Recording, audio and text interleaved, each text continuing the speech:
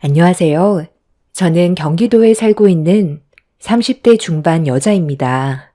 현재 제가 겪고 있는 이 상황에 대해 여러분들께 말씀을 좀 드려야 할 것 같아 이렇게 사연을 신청하게 되었습니다. 남편과는 결혼 생활한 지 3년 차가 되었고 남편이 원치 않아 아이는 아직 없지만 부부 사이에 별다른 문제 없이 좋은 관계를 유지하면서 잘 지내고 있었어요. 시부모님도 워낙 좋으신 분들이셔서 저를 잘 챙겨주셨고 3년 동안 너무 행복했었어요. 그런데 어느 날부터 남편과 시댁 식구들의 행동들이 신경 쓰일 정도로 평소와는 달라진 모습으로 저를 대하는데 좀 당황스러웠어요. 무슨 이유 때문인지 전혀 알지 못하는 상태에서 변화된 모습들을 받아들이기에는 저는 아직 준비가 되어 있지 않았었죠. 남편과 시댁 식구들에게 느꼈던 제일 큰 감정은 저와 거리를 두기 시작한다는 거였어요. 그래서 이렇게 사는 건 아닌 것 같아 제가 혹시 실수라도 한 게 있냐며 남편한테 최근에 받았던 상처들에 대해 솔직하게 다 털어놨어요. 제 말을 진지하게 듣던 남편은 갑자기 이런 말을 꺼냈습니다. 내가 봤을 때 당신이 좀 예민한 것 같은데? 우리 식구가 달라진 모습이 있었다면 내가 먼저 느끼고 있었겠지. 요즘 스트레스 받는 일이라도 있었어? 나까지 이상한 사람 만들면 어떡해? 우리가 결혼한 지 벌써 3년 차야. 서로 어느 정도 익숙해질 수 있는 시기이고 전보다는 감정 표현에 대해 충분히 무뎌질 수 있는 시간이라고 생각해. 내 말 무슨 뜻인지 알겠지? 사소한 거 하나하나 따지고 들면 피곤해서 어떻게 살아. 맨날 얼굴 볼 때마다 웃는 모습만 보여줄 수는 없는 거잖아. 사람마다 감정 기복이 다른데 당신 얼굴 볼 때마다 항상 웃으면서 대해줄 수는 없는 거라고. 그래도 우리 가족만큼 이해해주고 배려해주는 가족도 없을걸? 내가 평소에 이런 말 한 적 있었어? 나 그렇게 예민한 성격도 아니고 사소한 감정 기복 정도로 느끼고 있었던 거 아니야. 최근 들어 갑자기 다들 나한테 신경질적으로 대하고 있잖아. 어느 정도까지는 나도 이해하려고 노력 많이 했었어. 그런데 오늘 일은 너무 심하다고 생각되지 않아? 다들 나를 완전 무시했잖아. 내가 말을 시켜도 대답도 안 하고 인상만 쓰고 있는데 어떻게 접근을 할 수가 있겠어. 특히 어머님한테 잘못한 게 있으면 말해달라고까지 얘기했는데 대꾸도 안 하셨어. 그런데 어머님 뒤에 있던 아가씨가 뭐라고 그랬어? 조용히 좀 하자면서 사람 귀찮게 한다고 나한테 대놓고 짜증을 냈잖아. 거기에다가 당신이 한술 더 떠서 분위기 파악 못한다고 눈치 없이 앞으로 결혼 생활 할 수 있겠냐며 앞으로 함께 살아갈 세월이 막막하다고 나에게 막말을 퍼붓지 않았어? 나는 최근 들어 전체적으로 분위기가 많이 안 좋은 것 같아 내 딴에는 밝게 웃으면서 지내고 싶어서 최선을 다해 노력했는데 돌아오는 건 결국 서운함 뿐이잖아. 당신이 노력한 건 알겠는데 방금 얘기했잖아. 사람마다 그날의 기분이 다 다른데 당신이 밝게 다가온다고 억지로라도 웃어야 한다는 거야? 사람이 왜 이렇게 이기적이야? 뭐? 내가 이기적이라고? 맨날 얼굴 보는 것도 아닌데 오래간만에 얼굴 봤으면 그래도 서로 조심해야 되는 게 최소한의 배려 아닌가? 나는 뭐 괜히 당신 집에 가서 잘하지도 못하는 애교 부리고 분위기 풀려고 노력한 줄 알아? 그럼 나까지 똑같이 했으면 좋겠어? 나한테 말 한마디 걸어도 툴툴거리면서 신경질적으로 행동했으면 좋겠냐고. 아무리 그날따라 기분이 안 좋고 말 못할 사정이 있더라도 힘들게 모였으면 좋게 마무리 짓고 헤어지는 게 낫지. 계속 그렇게 얼굴 붉히고 있으면 다음번에 다시 만났을 때 좋은 감정으로 서로를 대할 수 있겠어? 오히려 더 악화만 되지. 어떤 일 때문에 힘든 건지 설명도 안 해주는데 나보고 어쩌라는 거야? 같이 인상 쓰면서 관계 유지하라는 거야? 결혼 초부터 그랬다면 그러려니 하겠지만 3년 동안 잘 지내왔었고, 무슨 일이 있더라도 서로 대화로 잘 풀어나갔었어. 그런데 이번에 느끼는 내 감정은 평소와 너무 다르다고. 이런 오해 점점 쌓이지 않게 하려면 당신이 설명을 해줘. 무슨 이유 때문에 그런 건지 나한테 말은 해줄 수 있잖아. 어머님만 그러는 게 아니라 당신부터 시작해서 가족 전체가 나를 힘들게 하고 있잖아. 아, 이럴 거면 모이지를 말던가. 너 원래 이런 성격이었어? 네가 불편하게 생각하면 어떠한 일이든 전부 다 설명해 줘야 되는 거야? 사람이 왜 이렇게 이기적인 건데? 남편은 되려 저에게 짜증부터 냈어요. 갑자기 변해버린 시댁 식구 전체가 저를 너무 힘들게 만들었고, 이런 생활에 적응을 하지 못한 저는 삶의 의욕을 잃어버렸습니다.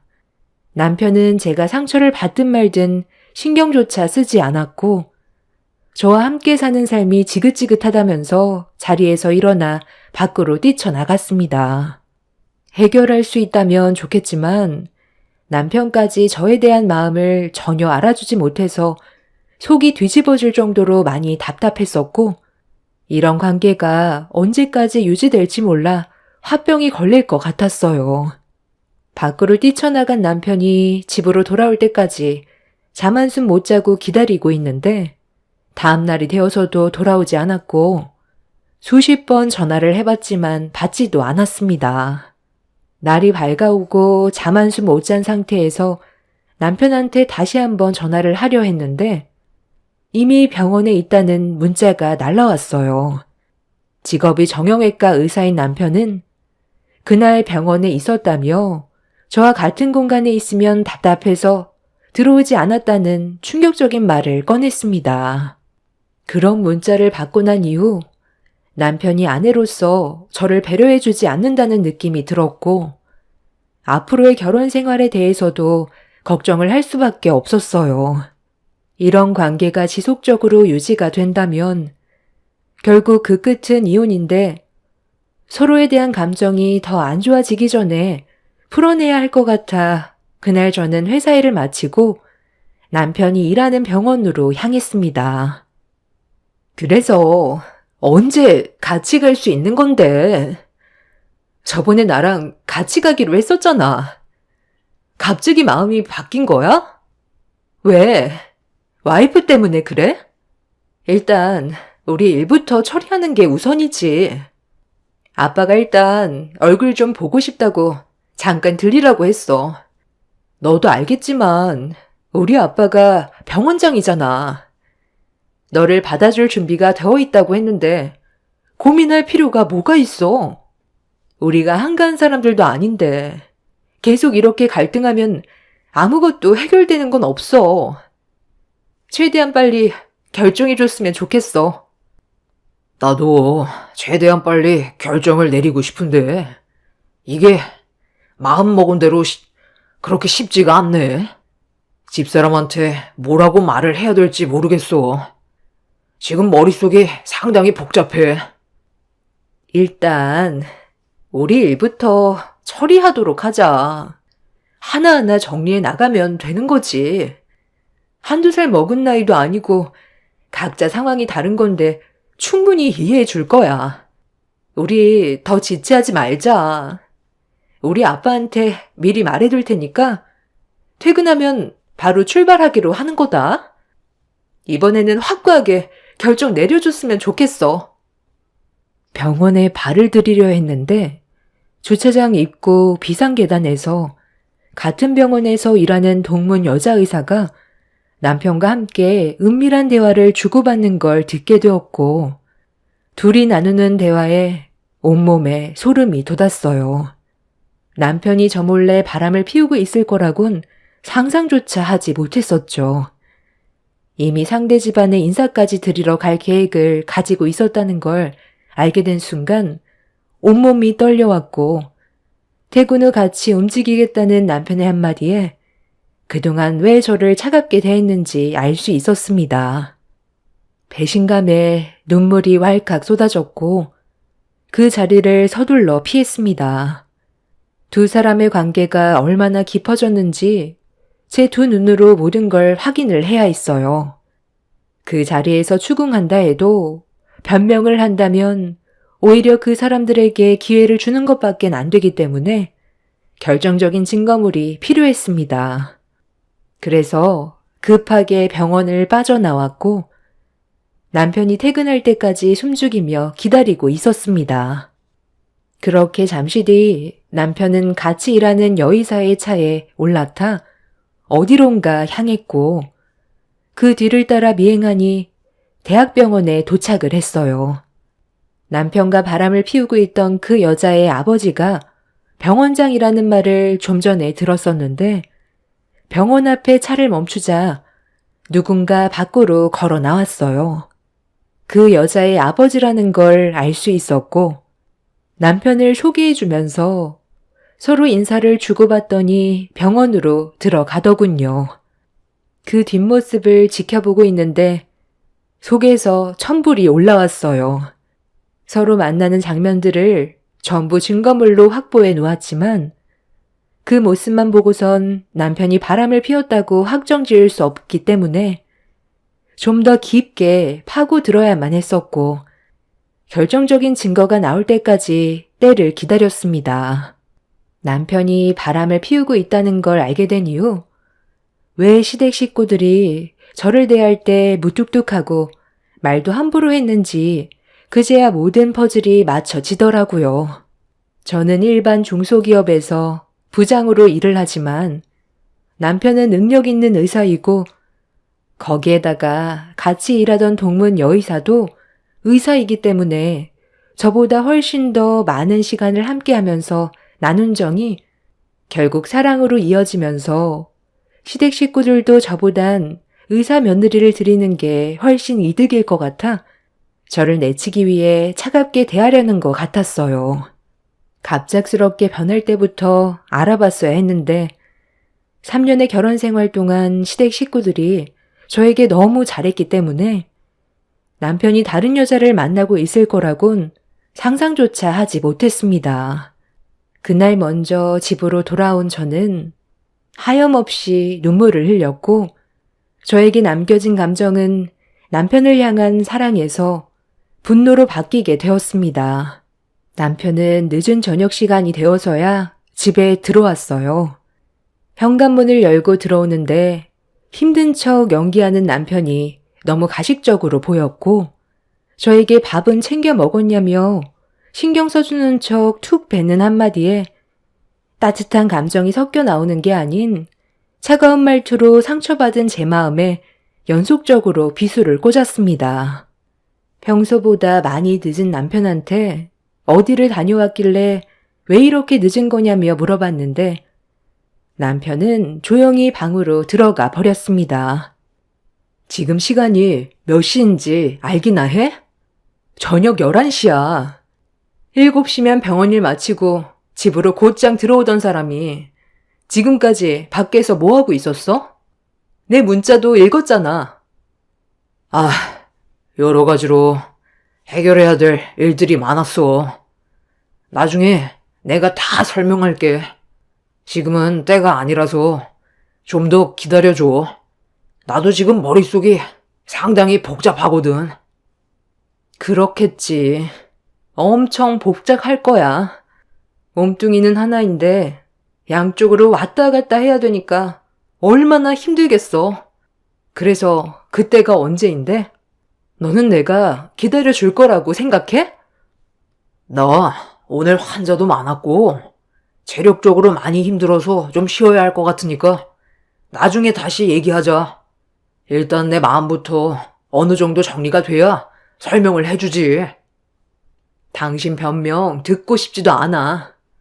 어차피 나랑 이혼하자는 말일 텐데 왜 이렇게 뜸을 들여? 네가 왜 갑자기 나를 다른 모습으로 대했는지 충분히 알았거든. 나도 너에 대한 감정이 더는 남아있지 않아. 이혼 준비 너만 하는 것도 아니고 내가 받은 상처에 대해서 전부 보상받을 거니까 각오하는 게 좋을 거야. 너 설마 내가 바람을 피운다고 생각하냐? 요즘에 그냥 여러 가지로 힘들어서 그런 건데 너한테 좀 소홀했다고 바람 피웠다는 말을 어떻게 아무렇지도 않게 꺼낼 수가 있어? 나도 보는 눈이 있고 듣는 귀가 있어. 네가 아무리 철저하게 숨긴다 해도 꼬리가 길면 밟히는 법이라고. 이제 제발 좀 솔직해지는 게 어때? 남편은 머리가 너무 아프다면서 더 이상 대화하고 싶지 않다며 방으로 들어가 버렸어요. 저는 아무 잘못도 없이 두 눈 뜨고 코 베었는데 본인은 바람 같은 건 생각해 본 적도 없다면서 함부로 판단하지 말라며 되려 저에게 화를 냈어요. 이미 제가 모든 걸 다 목격했는데도 끝까지 오리발인 남편한테 너무 큰 실망과 배신감에 그날 하루 종일 일도 손에 안 잡히고 눈물만 흘렸어요.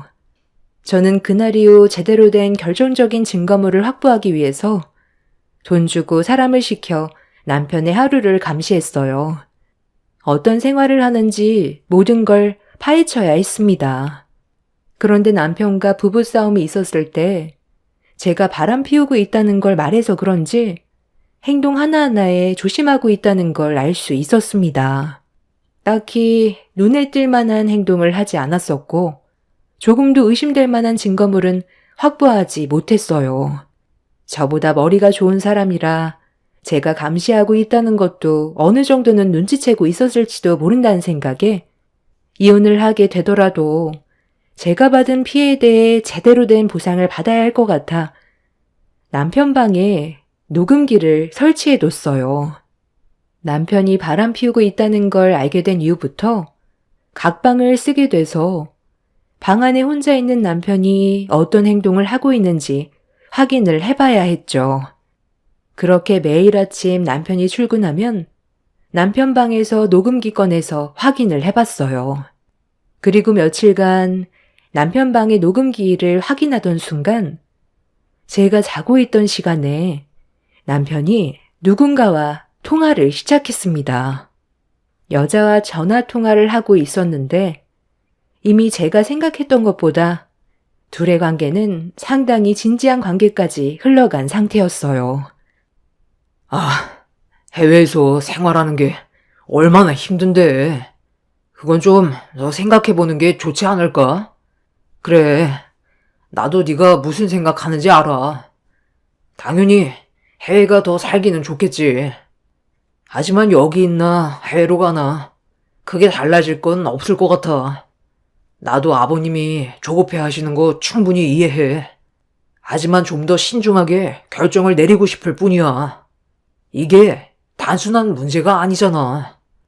집사람이 우리 둘의 관계를 의심하고 있다고. 그런데 이런 상황에 갑자기 해외로 간다고 하면 뭐라고 생각하겠어? 나는 최대한 좋게 정리하고 싶어. 이런 식으로 상처 주고 떠나보내면 평생 후회할 것 같아. 오래 걸리지 않을 거니까 조금만 기다려주고 침착하게 행동하자. 뭐? 아버님이 내일 얼굴 보고 싶어 한다고? 뭐 또 같은 말 반복일 텐데 잔소리 듣고 싶지도 않고 뭐든 서두르면 체하게 되어 있어. 알았어. 내일 병원에서 다시 얘기하자. 남편은 저와의 관계를 끊어낸 뒤에 해외로 이주할 생각까지 가지고 있었고 제가 자고 있을 때 그런 대화를 나눴다는 게 너무 큰 충격이었어요. 이미 저에게는 어떠한 감정도 남아있지 않다는 걸 확실하게 알 수 있었습니다. 그래도 남편은 저에게 마지막 배려랍시고 지저분하게 헤어지는 게 아닌 서로 최대한 좋게 끝내고 싶다는 말로 마무리를 지었지만 본인은 바람 피울 거 다 펴놓고 이미 상간녀 집안에 인사까지 드렸으면서 본인이 마음이 넓은 것 마냥 행동하는 그런 모습들이 저를 더 화가 나게 만들었습니다. 피해자는 저인데 본인도 어려운 결정을 내린 것처럼 말을 하는 모습이 너무 실망스러웠어요. 이미 남편은 저와 헤어지기 위한 준비를 하고 있었기 때문에 저도 더 이상은 함께할 마음이 없었습니다. 아무리 과거에 저에게 잘했어도 바람은 절대로 용서해 줄 수 없는 잘못된 행동이기 때문에 저희 부부관계는 여기까지 하는 게 옳은 거라 생각했었어요. 그래서 그날 저녁 남편이 퇴근하고 집에 들어왔을 때 거실 테이블 위에 이혼 서류를 올려놓았습니다. 거실로 천천히 걸어오던 남편은 제가 올려놓은 서류 봉투를 꺼내들었고 그 안에는 이혼 서류와 함께 남편 방에서 녹음된 음성과 대학병원에까지 쫓아가 미행했던 사진들까지 전부 다 확인시켜 주었습니다. 남편은 제가 이렇게까지 할 줄 몰랐는지 많이 놀란 얼굴로 저를 바라보았지만 순순히 이혼을 해주겠다며 위자료는 주겠지만 바람 피운 건 절대 아니라고 얘기했어요.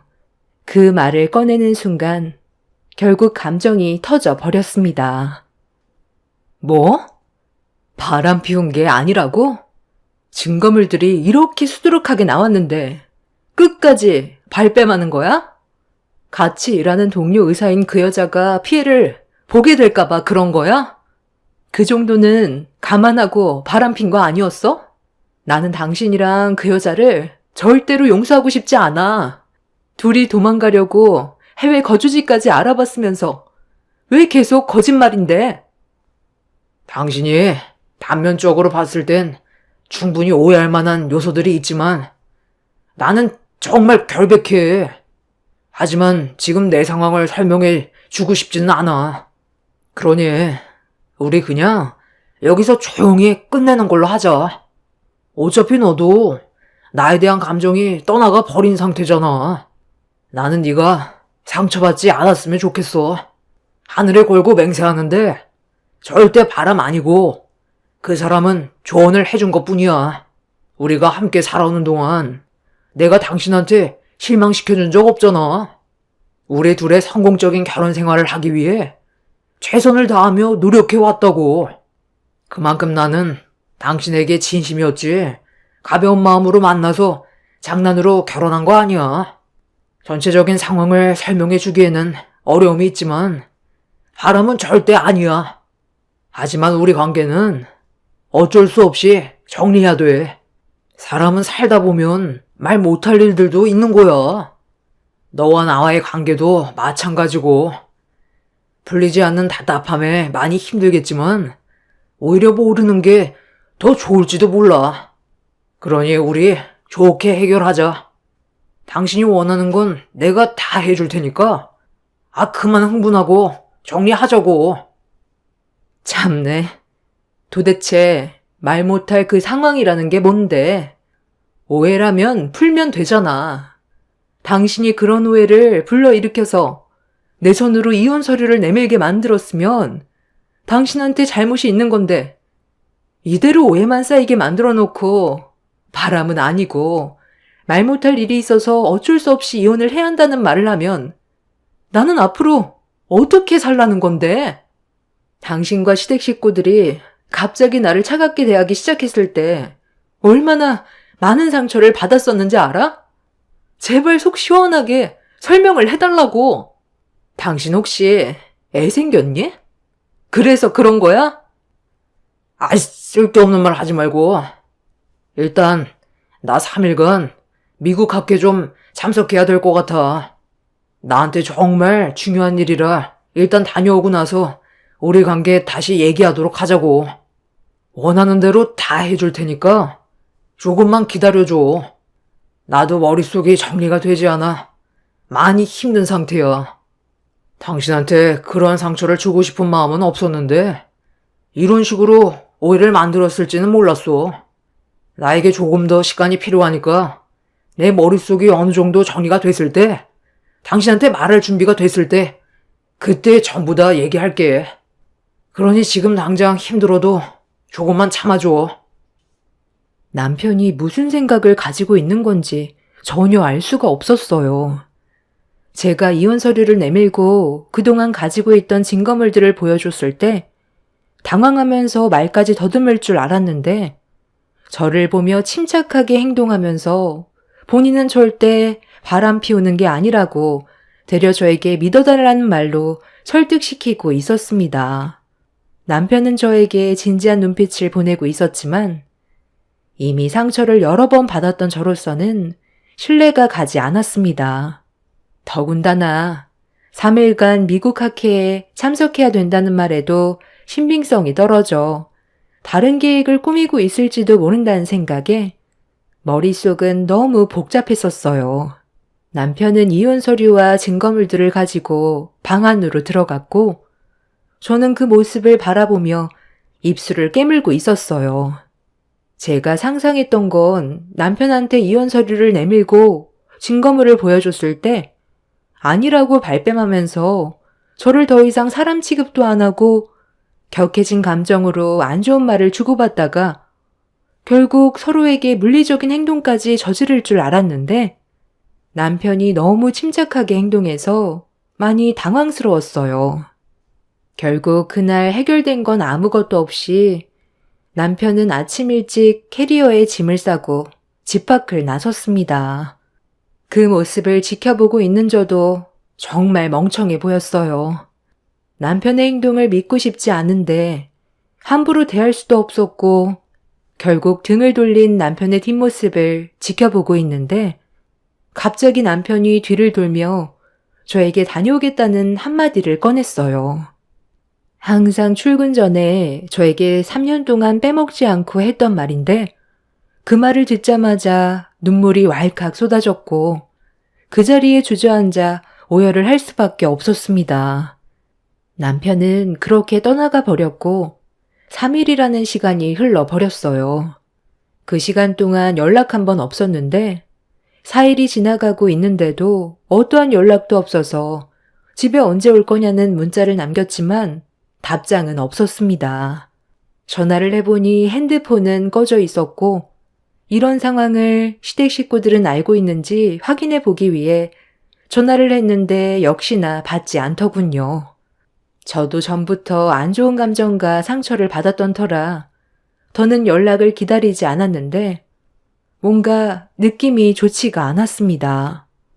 일주일 동안 연락 한 번 없다는 건 말이 안 되는 일이라 걱정을 안 할 수가 없었어요. 떠나기 전에 저에게 분명 다녀와서 좋게 해결하겠다고 하던 남편이 말도 없이 잠적했을 일도 없고 상황이 좀 이상하게 흘러가는 것 같아 전화도 안 받는 시댁에 직접 찾아가게 되었습니다. 그렇게 집 앞에서 초인종을 눌렀지만 어떠한 인기척도 느끼지 못했어요. 시댁 앞에서 저 혼자 발만 구르고 있는데 한참을 기다려도 집안에 불도 꺼져 있고 어떤 움직임조차 느껴지지 않아 허탕만 치고 소득 없이 집으로 돌아갔습니다. 그렇게 남편과 연락이 닿지 않은 지 한 달이 지났고 2달이 넘어가기 시작하는데 화가 머리끝까지 올라오더라고요. 자기 입으로 바람은 아니라고 해놓고 남편 병원을 찾아가니 같이 일하던 동료 여의사도 자리에 없었습니다. 누가 봐도 둘이 떠나버린 것 같은 느낌을 버릴 수가 없었던 저는 너무 화가 나서 경찰서에 찾아가 실종 신고를 했어요. 제가 겪고 있던 상황에 대해 전부 다 설명했고 그렇게 남편의 행적을 찾기 위해 조사가 진행이 되었습니다. 시간이 많이 걸린다는 말에 경찰서에서 연락이 오기만을 기다리고 있었는데 남편이 사라진 지 3개월이 지난 시점에 경찰서에서 연락이 왔어요. 담당 경찰은 남편 이름인 조성욱 씨가 해외로 떠난 건 아닌 것 같다면서 최근 날짜의 출국자 명단에는 기록되어 있지 않다는 충격적인 말을 꺼내었습니다. 추가적인 조사는 좀 더 진행을 해야겠지만 아직 국내에 있다는 말에 저에게 거짓말을 했다는 걸 뒤늦게 알게 되자 화가 머리끝까지 치밀어 올랐어요. 그래서 분노한 저는 다시 한번 시댁으로 달려갔고 집안을 때려 부숴서라도 시댁에 쳐들어갈 생각으로 시댁 앞에 도착했는데 그동안 연락도 없이 모습을 감췄던 시댁 집안에 불이 켜져 있었습니다. 도대체 무슨 일을 꾸미고 있는지 전부 다 알아야 했던 저는 사정없이 문을 두드리면서 문을 열어달라며 한바탕 난리를 쳤어요. 도대체 다들 무슨 짓을 꾸미고 있는데 왜 저만 따돌리는 건데요? 3달 동안 연락 한 통 없이 잠적했잖아요. 그이는 3일간 미국 학교 떠난다고 짐 싸서 나가더니 연락도 안 돼서 경찰에 실종 신고해보니까 추국자 명단에는 그의 이름이 없다고 했어요. 다들 도대체 저한테 왜 그러는 거예요? 그 사람 어디 있어요? 지금 한국에 있잖아요. 에휴, 나도 그동안 정말 답답했다. 그런데 이게 너만의 문제가 아니야. 우리도 마음고생이 얼마나 많았는지 아니? 지금 우리 성욱이 대학병원에 입원 중이다. 검사받고 있는데 너한테 어떻게 말을 해야 될지 몰라 지금까지 끌고 있었던 거야. 내 아들이 근위 영양증이라고 희귀질병을 앓고 있었다는데 너는 모르고 있었니? 갑자기 손이 떨리고 걷는 것도 불편해지기 시작했다던데 전혀 눈치채지 못하고 있었던 거야? 나도 지금 눈앞에 펼쳐진 현실을 믿고 싶지 않다만 3달 전부터 상태가 점점 안 좋아지기 시작했는데 다른 환자들보다 증상이 좀 더 심한 것 같더구나. 내 아들이 너한테 절대로 말하지 말라고 해서 그동안 말도 못하고 너무 힘들었었어. 이 병이 근육을 지방으로 변하게 만드는데 아직까지 치료약이 없다고 하더라. 그래서 다방면으로 도움을 받아보려 했지만 해결 방법을 찾지 못하고 있었어. 해외에서는 치료 방법이 있을 줄 알았는데 그것도 아니란다. 점점 할 수 있는 일들이 적어지게 될 테고 도움의 손길이 필요하게 될 텐데 문제는 다른 사람들보다 증상 악화가 생각보다 빨라서 남들보다 평균 수명이 짧다더구나. 우리 가족들도 갑자기 이런 상황이 닥쳐서 정신적인 충격이 엄청났었는데 성욱이는 너부터 걱정하더라. 이 사실을 알게 되면 젊은 나이인 네가 앞으로 남은 인생을 병간호만 하면서 살아야 되는데 그런 삶을 만들어주고 싶지 않다고 절대로 말하지 말라고 했었어. 그러다 보니 숨기는 일들이 많았고 말 못하는 상황들이 많다 보니 표정도 안 좋았는데 네가 내 아들이 바람 피우는 걸로 오해를 했었다며? 그래서 도저히 안 될 것 같아. 어쩔 수 없이 너한테 전부 털어놓는 거다. 어미인 내 마음은 어떻겠니? 의사 생활도 접어야 되고 몇 년 후에는 평생 병원에만 입원해 있어야 하는데 내가 맨정신으로 너를 대할 수 있었겠어? 지금 성욱이는 병원에 입원 치료 중이고 일단 근위영양증 증세가 악화되는 걸 조금이라도 더디게 하기 위해서 약물 치료를 하고 있는 중이다. 둘 사이 아이가 없는 게 다행이지. 100% 유전이 된다더라. 전혀 상상조차 하지 못했던 말을 듣게 되었고 도저히 믿을 수 없었던 저는 너무 큰 충격을 받아 시모와 함께 병원으로 향했어요. 저와 마주하게 된 남편은 많이 놀란 듯 했지만 현실을 받아들였고 그동안 솔직하게 털어놓지 못해서 미안하다며 고개를 떨군 채 눈물을 흘리고 있었네요. 남편은 의사로서 자신이 걸린 병이 완치될 수 있는 방법을 찾기 위해 노력해왔지만 아무것도 해결되는 건 없었고 30대인 제 인생을 망치고 싶지 않아 본인이 앓고 있는 병에 대해 말하지 못한 거였어요. 저에게 짐이 되기 싫었다며 다른 좋은 남자 만나 새로운 시작을 하길 원했었는데 3일간 병원에서 치료만 받고 이혼 도장 찍으려다가 갑자기 다리에 이상이 생겨 힘이 풀리면서 계단을 굴러 골절상을 입었다며 온몸에 근육이 빠지고 있다는 걸 느끼고 있어 너무 두려운 나머지 이런 모습 보여주고 싶지 않아 연락을 하지 못했다고 그동안 속 시원하게 말하지 못한 부분에 대해 저에게 미안해했어요. 3달 전보다 확실히 몸 상태는 많이 안 좋아 보였습니다. 남편과 같은 병원에 있던 동료 여자 의사는 치료에 필요한 약물을 가지고 들어왔고, 최대한 여러 방법을 찾아보려 노력했지만 증상을 억제시키는 방법 외에는 해결할 수 있는 건 없었다면서 의사로서 해결해주지 못해 미안하다며 괴로워하고 있었네요. 이런 사실을 알게 된 저 또한 정신적인 충격이 너무 컸었어요. 그런데 문제는 남편이 저와 이혼을 하길 원합니다. 한 번뿐인 남은 제 인생이 불행한 삶을 사는 걸 원하지 않고 있어요. 앞으로 더욱더 힘들어질 테고 온몸에 근육이 다 빠지게 되면 제가 체력적으로 버티지 못할 거라면서 그 전에 좋은 남자 만나 새 출발하길 원하고 있습니다. 남편은 현실적으로 얘기하고 있는 중이지만 저는 그동안 남편의 마음을 몰라준 거에 대해 너무 미안해 곁을 지켜주고 있어요. 다리가 골절이 돼서 아직 병원에 입원 중인데 그 모습을 보게 된 부모님께선 제 인생이 간호만하다가 다른 남자 만날 시기도 놓치고 끝날까봐 이혼을 얘기하고 있습니다. 결국 이 문제로 부모님과 저와 언성을 높였어요. 오로지 제 결정이고 남편 옆을 지켜주고 싶은데 남편이 어제 저에게 눈물을 흘리면서 애원을 하더군요. 이혼해 달라고요. 자기 옆에서 제가 고생하는 걸 보고 싶지 않고 행복하게 사는 걸 보고 싶다며 소원이라고 합니다. 남편 곁에 있고 싶다는데도 거절하는 남편을 어떻게 해야 할까요? 짐이 되기 싫다는데 눈앞에 보이는 현실들을 보고도 모른 척 할 수가 없어요. 이 상황에서 제가 이혼을 하는 건 사람이 할 짓이 못 될 것 같거든요. 남편은 자기가 이혼을 해주지 않는다고 더 안 좋은 모습으로 저에게 상처를 주고 있습니다. 저를 떼어내려고 발버둥 치고 있어요.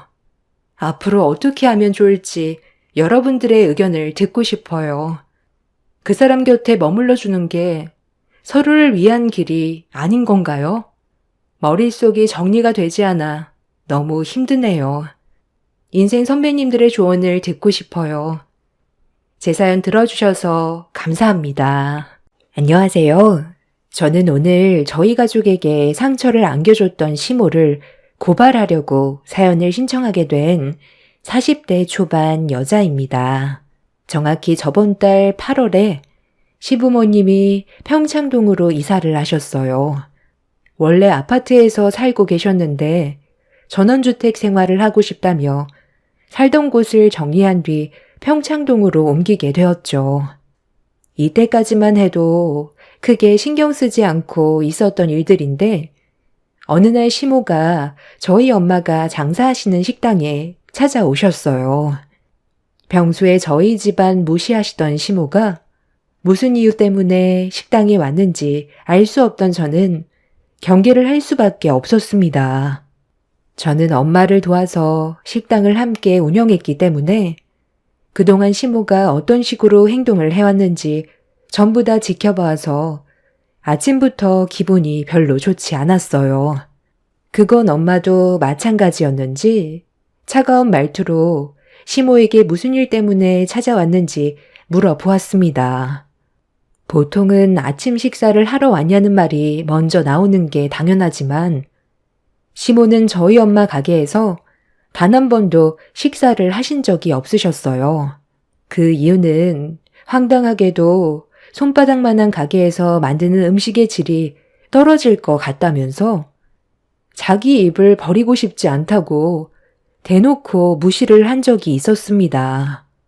그래서 그날 이후 식사를 권하지 않았고 시모도 식당을 찾아온 적은 없었는데 아침부터 식당 문을 열고 들어왔다는 건 엄마에게 부탁할 게 있다는 걸 어느 정도 짐작을 할 수 있었습니다. 시모는 용건부터 꺼내놓는 게 눈치가 보였는지 장사는 잘 되고 있냐는 말로 시작해서 요즘 물가가 많이 올라 장사하는데 힘들 것 같다면서 평소에 하지 않던 행동을 하기 시작했어요. 어색한 표정과 말투가 엄마도 거슬렸는지 용건만 간단히 하길 원했고 시모는 엄마의 말이 끝나자마자 음식하는 것 좀 도와달라며 이사를 했는데 집들이 문제로 뷔페를 부르려 했지만 건강한 음식을 대접하고 싶은데 주위에 음식 좀 한다는 사람들이 없어서 엄마에게 부탁을 하기 위해 찾아온 거라며 황당한 말을 꺼내 놓았습니다. 시모의 말을 듣자마자 제가 먼저 반대를 했어요. 저희 엄마가 시모 집들이를 위해 음식을 해준다는 것 자체가 용납이 되지 않았고 그동안 저희 엄마를 어떻게 생각하고 있는지도 알 수 있었습니다. 아침부터 기분이 상당히 안 좋아진 저는 시모에게 화를 냈어요. 그냥 돈 좀 더 주고 어머님이 원하는 그런 음식들을 주문하시면 되지. 왜 저희 엄마한테 그런 부탁을 하는 건데요? 예전에 하셨던 말 기억 안 나세요? 저희 엄마가 만든 음식 조도 안 먹는다고 해놓고서 이제 와서 이런 식으로 행동하시는 거 상당히 이중적인 거 아시죠? 곧 점심 식사 준비해야 돼서 지금 바빠요. 이중적인 게 아니라 이 식당이 워낙 좋고 딱 봐도 많이 낡아 보이니까 내 기준으로 위생상 안 좋을 것 같아 먹지 않겠다고 했던 거지. 안 싸던 음식이 맛이 없다는 말은 하지 않았다. 안 싸던 요리 솜씨야. 내가 익히 들어 알고 있었지. 우리 집에서 음식 만들면 그런 거 신경 쓰지 않아도 되니까 편히 먹어도 되잖아. 그리고 나는 사돈과 대화하려고 온 거지. 며느리 잔소리 들으려고 온 거 아니니까 자리 좀 비켜줄래? 제가 오죽했으면 사돈 식당에 찾아왔겠어요. 와서 일손 좀 도와준다면 일당은 두둑히 챙겨드릴 테니 집들인 날 딱 하루만 고생 좀 해주면 안 될까요? 장사하느라 많이 바쁘신 건 알지만 금전적인 보상으로 메꿔드리면 되잖아요. 그날 하루 장사 못한 거에 대해서는 충분히 넉넉하게 챙겨드릴 테니 한 번만 도와주세요. 가족 좋다는 게 뭐예요? 이럴 때 서로 도와주려고 가족이 있는 거잖아요. 제가 그동안 며느리한테 못한 것도 없었고 잘 지내오고 있었는데 이 문제로 저희 관계 틀어져서 며느리와 제 사이가 안 좋아지는 걸 사돈도 원하지는 않죠. 진지하게 생각해 보시고 결정되면 전화 한 통 주세요. 제가 사돈 입장이었으면 딸이 시댁생활 잘할 수 있게 적극적으로 도와줬을 것 같네요. 지금 당장 눈앞에 보이는 문제만 생각하지 마시고 앞으로 있게 될 일들로 인해 며느리 삶에도 변화가 생길 거라는 걸 진지하게 고민해 보면 좋겠어요. 평소에 이런 부탁 한 적 없던 제가 오죽했으면 찾아왔겠어요? 글쎄요. 지금 당장 결정 내리기에는 어려움이 있을 것 같네요. 그런데 방금 그게 무슨 뜻인가요? 사돈 집안일을 도와주지 않는다면 제 딸이 앞으로 결혼 생활하는데 힘들어질 수도 있다는 말인가요? 그럼 반대로 사이가 받는 영향이 생길 수 있다는 건 생각 안 해보셨어요? 방금 저한테 하신 말들 전부 협박인 거죠? 아니, 왜 또 그렇게 생각하세요? 그냥 서로 좋게 도우면서 살자는 거죠.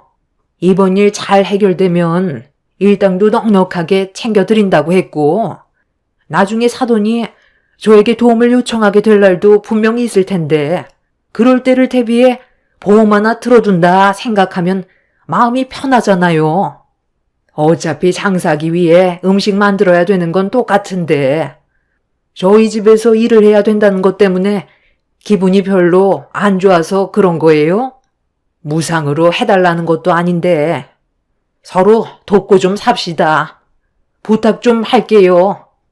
제가 이사한 지 얼마 되지 않아서 요즘 많이 바쁘거든요. 서로 좋게 해결하는 게 가족의 평화를 유지할 수 있다는 걸 사돈도 모르는 건 아니겠죠?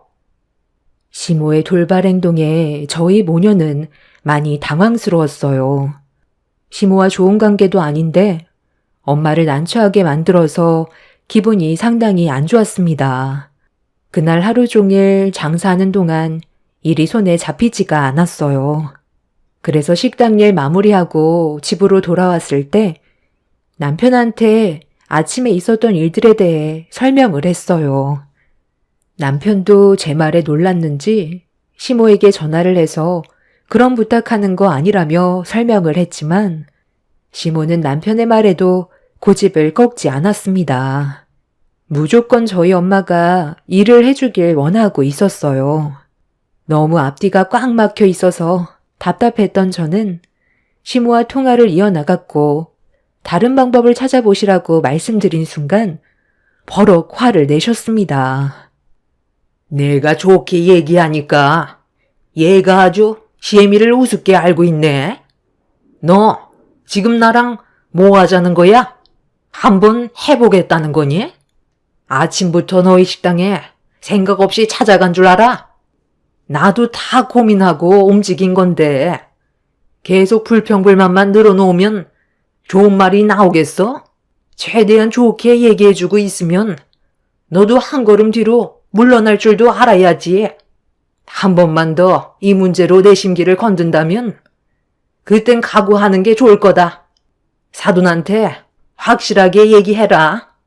이번 집들이 음식 만드는 거 도와주지 않는다면 앞으로 며느리 삶이 상당히 힘들어질 수 있다고 확실하게 전달해 주는 게 좋을 거야. 사돈이 자기 딸 고생하는 거 보고 싶지 않다면 생각 없이 행동하진 않겠지? 우리 집안 며느리로 받아들이지 않으려 했던 거, 허락해 줬던 거 기억 안 나니? 너만 보면 지금도 그때의 결정을 후회하고 있는데 이런 식으로 나오면 내가 어떤 식으로 나올 것 같니? 머리를 장식으로 달고 다니는 거야?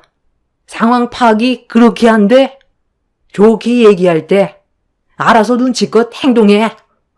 며칠 내내 하는 것도 아니고 딱 하루 그거 도와달라는 건데 그거 싫다고 내 아들한테까지 얘기해서 상황을 악화시킨 행동에 대해서는 기억하고 있으마.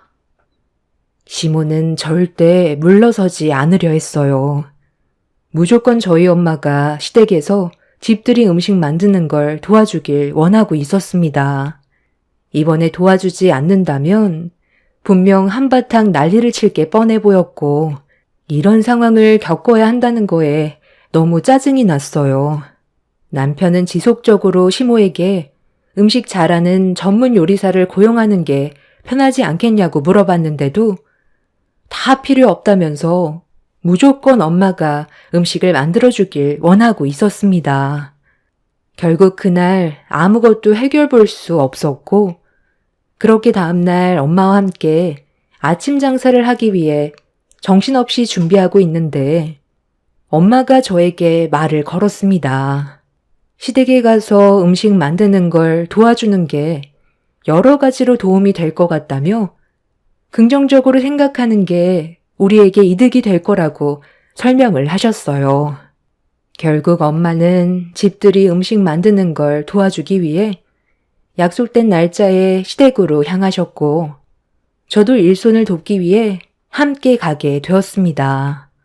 시모의 고집을 꺾지 못했던 엄마와 제가 결정을 하게 된 제일 큰 이유는 가족의 평화였어요.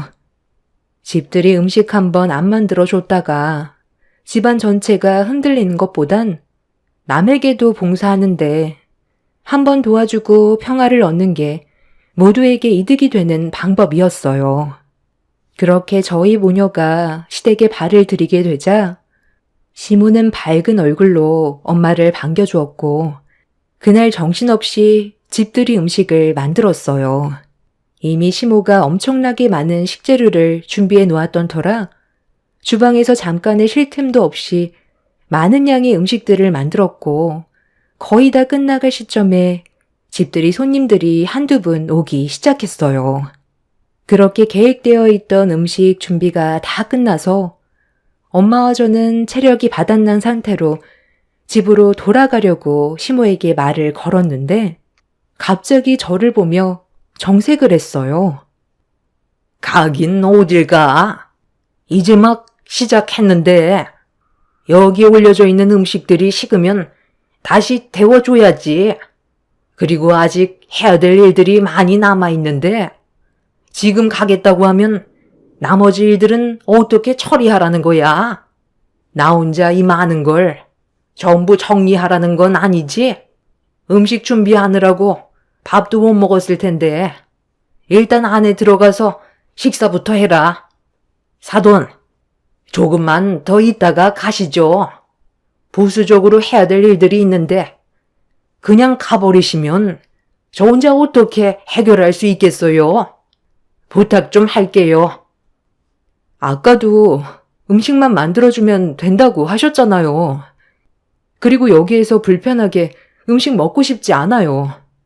오늘 엄마와 제가 고생한 거에 대한 금전적인 보상 처리해 주세요. 밖에서 마음 편히 식사하는 게 좋을 것 같거든요. 약속하신 건 어머님도 지키셔야죠. 그래야 입이 닳도록 말씀하셨던 가족의 평화가 오지 않겠어요? 누가 안 준대?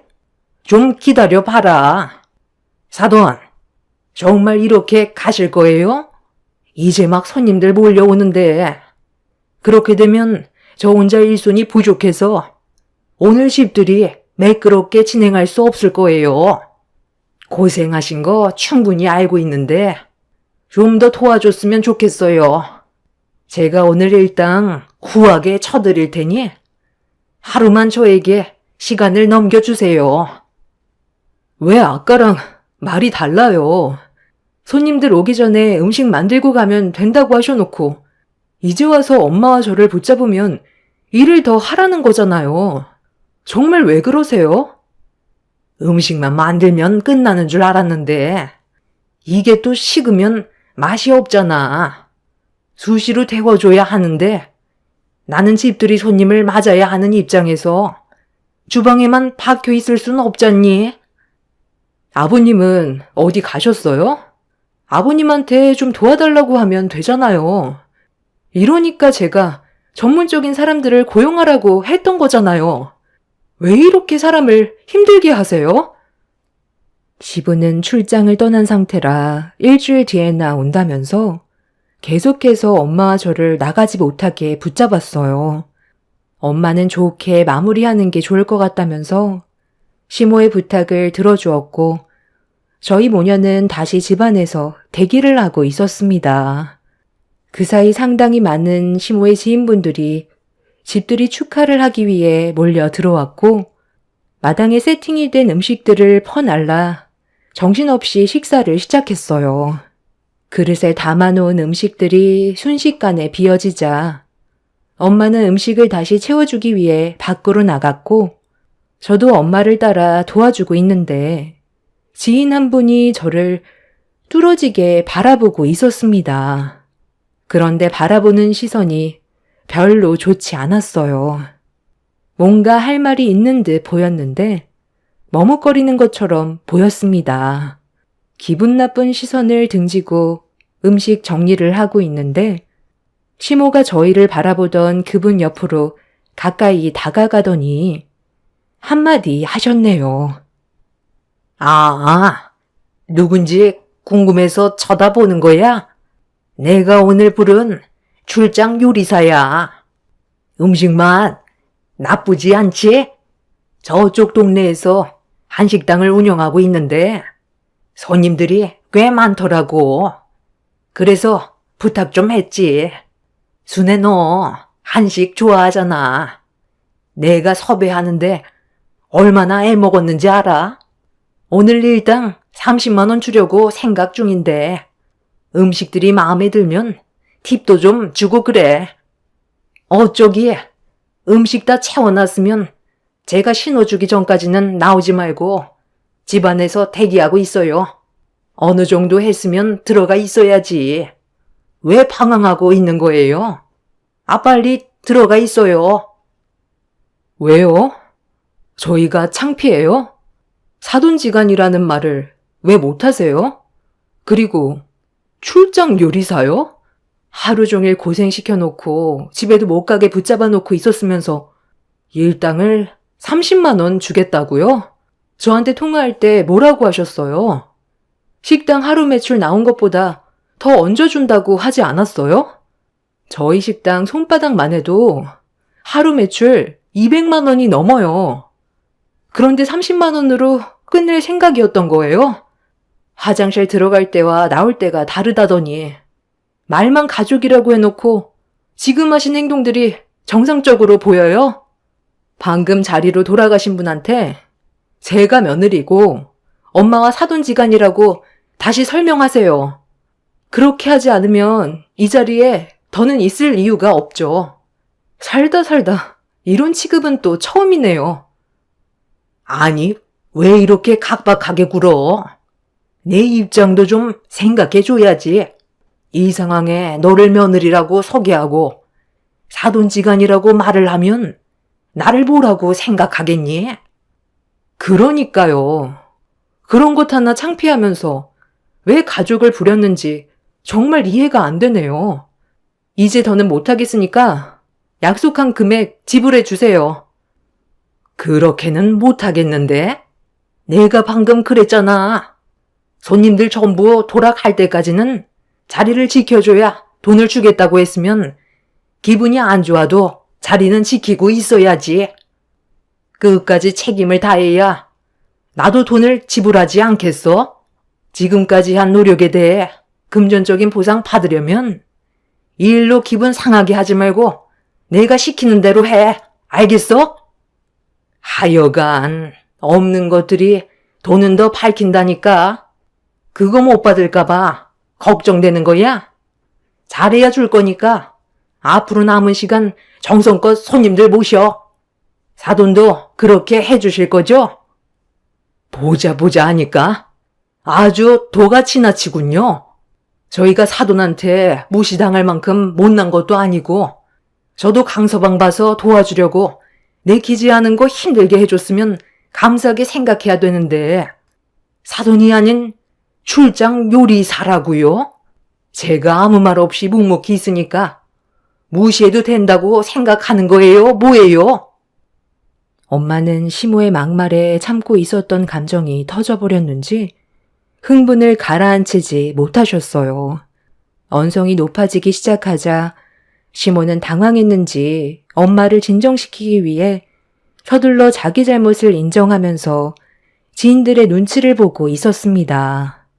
음식을 먹고 있던 분들 모두 저희 쪽을 바라봤고 시모는 제발 그만 좀 하라면서 엄마를 끌고 집 안으로 들어가려는데 엄마가 강하게 저항하면서 돈을 지불해달라고 하자 시모도 화가 치밀어 올랐는지 갑자기 엄마를 바닥으로 내동댕이 쳐 버렸습니다. 거참, 말 더럽게 안 듣네. 사돈지간이라는 말이 그렇게 듣고 싶나? 그 말 한마디 안 해줬다고 이 난리를 치는 거냐고. 적당히 해야 봐줄만 하지. 구차기 이러는 거 민폐인 거 몰라요? 나중에 다 해결해 준다고 했잖아요. 그럼 좀 참고 기다리면 될 것을. 사람 많은 데서 저를 난처하게 만들어야 되겠어요? 그렇다고 그런 식으로 사람 마음에 상처되는 말을 아무렇지도 않게 생각 없이 뱉어도 된다는 거예요? 조용히 있으니까 아주 사람을 우습게 보고 있네. 어머님이 잘못하셔놓고 왜 저희한테 뭐라고 하세요? 아무리 그래도 그렇지. 어떻게 저희 엄마를 내동댕이 칠 수가 있어요? 저리 비키세요. 어딜 밀쳐? 너도 당해봐야 정신 차릴래? 내 허락 없이는 이 집에서 절대 못 나가니까 당장 들어가 있어. 누가 없는 것들 아니랄까봐. 돈 떼어 먹을까봐 걱정되니? 자리에서 일어난 엄마는 시모를 강하게 밀쳤고 시모도 이해질세라 엄마의 어깨를 강하게 밀어버렸어요. 결국 서로의 감정은 순식간에 안 좋아졌고 시모가 엄마의 머리채를 잡자마자 격한 몸싸움이 시작이 되어 버렸습니다. 저도 시모에게 달려들어 한바탕 난리를 쳤고 식사를 하던 시모의 지인들이 저희 모녀와 시모를 말리기 시작했어요. 엄마는 화가 덜 풀렸는지 마당에 있던 음식이 담긴 쟁반을 들고 와 시모의 얼굴을 향해 집어 던졌어요. 시모는 그날 일당은 주지 못하겠다며 저와 남편과 강제 이혼시킬 거라며 고함을 쳤습니다. 저는 그 말을 받아치면서 시모가 원하는 대로 흘러가지 않을 거라며 먼저 문제를 일으킨 시모에게 법적 소송을 제기할 거라고 화를 내게 되었습니다. 시모의 지인들은 그제서야 저희 엄마가 시모와 사돈지간인 걸 알게 되었고 제가 며느리라는 것도 알게 되었습니다. 그리고 난장판이 된 상황 속에 퇴근한 남편이 제 딸과 함께 시댁 문을 열고 들어왔어요. 눈앞에 펼쳐진 광경을 두 눈으로 목격을 했던 남편은 경악을 하며 입을 다물지 못하고 있었습니다. 어떻게 된 일이냐고 물어보길래 전체적인 상황에 대해 설명했고 남편은 동네가 떠나갈 정도로 화를 냈어요. 애초부터 전문적으로 일하는 사람을 고용했다면 이런 일은 일어나지 않았을 거라고 분노를 가라앉히지 못하고 있었습니다. 그런데 그 순간 누군가 대문을 두드렸어요. 문 앞에 있던 남편은 누구냐며 문을 활짝 열었는데 갑자기 10명 정도 되는 남자들이 우르르 몰려 들어왔습니다. 그 광경을 보고 있던 저희 가족들은 어떤 상황인지 전혀 알지 못하고 있어서 마당으로 줄지어 들어온 남자들을 보고 있었는데 시모 지인 한 분이 마지막으로 시댁으로 들어오더니 많은 남자들을 집 안으로 안내하고 있었어요. 시모는 당황한 얼굴로 저희 부부와 엄마를 번갈아 쳐다보면서 말을 더듬고 있었습니다. 아니, 너 지금 뭐 하는 거야? 이 많은 남자분들, 네가 아는 사람들이야? 나랑 상의 한마디도 없이 왜 이런 행동을 하는 건데? 당장 다들 나가세요. 야, 경자 너 왜 그래? 어제 나랑 전화 통화한 거 잊었어? 음식 다 먹고 술 마실 때 남자들 한 명씩 끼고 놀고 싶다고 했었잖아. 너희 남편 출장 갔다며. 그래서 시간 맞춰서 오라고 했으면서 갑자기 새삼스럽게 왜 그래? 우리 주점 네가 제일 단골이잖아. 집들이 기념으로 오늘 특이 S급으로만 모집했으니까 거가 삐뚤어질 정도로 오늘같이 즐기자고. 내가 얘네들 따로 빼냈는데 얼마나 힘들었는지 알아? 너희들도 하나씩 골라 잡아. 선착순인 거 알지? 팁은 알아서들 주고. 엄마, 지금 이게 다 무슨 말이에요? 주점 단골이라뇨? 아빠 몰래 이런 식으로 놀았었어요? 아버지가 출장 간 사이 오늘 집이 비어 있으니까 친구분들과 남자들 불러서 집에서 놀 생각이었던 거예요? 제가 알던 엄마 맞아요? 아니, 어떻게 이런 짓을 아무렇지도 않게 할 수 있어요? 다들 당장 나가세요. 아니, 그게 아니라 너는 엄마를 어떻게 보고 그런 말을 하니? 내 친구가 오늘 집들이 축하해주고 싶어서 좀 과하게 행동한 것 같은데 엄마는 네가 생각하는 그런 거 단 한 번도 해본 적이 없어. 내 친구가 운영하는 주점이니까 얼굴 보러 가끔 가다 보면 단골이 되는 거지. 뭘 하려고 간 건 아니야. 네 아버지한테는 괜히 오해 사니까 얘기하지 말고, 알았지? 시모는 당황한 얼굴로 식은땀까지 흘리면서 상황을 정리하려 했지만 좀 전에 어떤 일이 있었는지 전혀 모르고 있던 시모의 주점 친구분은 남자들을 친구분들에게 한 명씩 붙여주고 있었어요. 그리고 그중 남자 한 명이 시모 옆으로 다가갔는데 그 순간 남편이 이성을 잃어버려 시모 옆에 있던 남자의 얼굴에 주먹을 올리려는 순간 찰칵 소리가 들렸습니다. 엄마가 300평이나 되는 마당에 펼쳐진 충격적인 광경을 사진으로 전부 다 담고 있었어요. 쉬지 않고 셔터를 눌러댔고 동영상까지 촬영을 하던 엄마는 핸드폰을 위로 들어 올렸습니다. 시모는 엄마의 핸드폰을 보자마자 경악을 했어요. 엄마가 전송 버튼을 누르는 순간 시부에게 눈앞에 펼쳐진 충격적인 상황이 전송이 되는 거였고, 그렇게 된다면 이런 사실을 시부가 알게 될 테고 돌이킬 수 없는 전개로 흘러가는 최악의 상황까지 가게 되는 거였죠.